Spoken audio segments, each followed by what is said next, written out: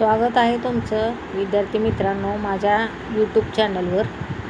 आज आपण इयत्ता 4थी मधील मराठी हा विषय बघणार आहोत। मी फळ्यावर लिहून देत नाही, तोंडी सांगत आहे एकदम सोप्या भाषेमध्ये।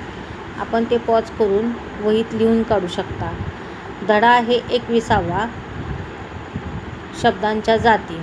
तर शब्दांच्या जाती 4 आहेत। 1 नाम, सर्वनाम, विशेषण आणि क्रियापद। नामाला काय म्हणतात? ठिकाणाला, स्थळांना, व्यक्तीला, वस्तूंना, कोणत्याही प्रकारे ठेवलेल्या नावाला नाम म्हणतात। उदाहरणार्थ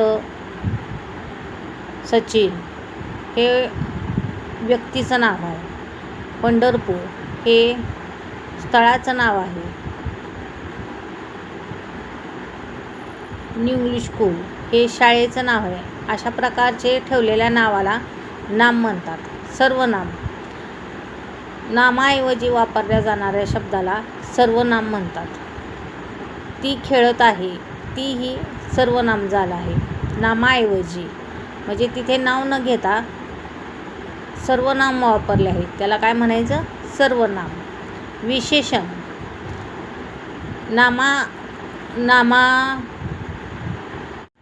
नामाबद्दल विशेष माहिती सांगणाऱ्या शब्दाला विशेषण म्हणतात। ती खूप हुशार आहे किंवा गौरी खूप हुशार आहे। कोण हुशार आहे? गौरी। गौरीबद्दल काय सांगितलं आहे?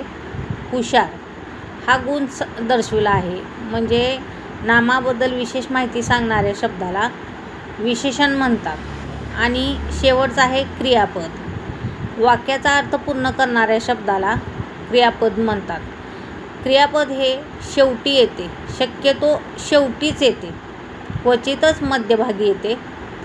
वाक्याचा अर्थ पूर्ण करणाऱ्या शब्दाला क्रियापद म्हणतात। ती खेळत आहे, आहे ह्या शब्दानं क्रिया पूर्ण झाली आहे, म्हणजे शेवटचा शब्द आहे म्हणून त्याला क्रियापद म्हणतात। व्हिडिओ आवडला असेल तर लाईक करा, शेअर करा। या पुढील भाग पुढच्या व्हिडिओमध्ये बघूयात। धन्यवाद।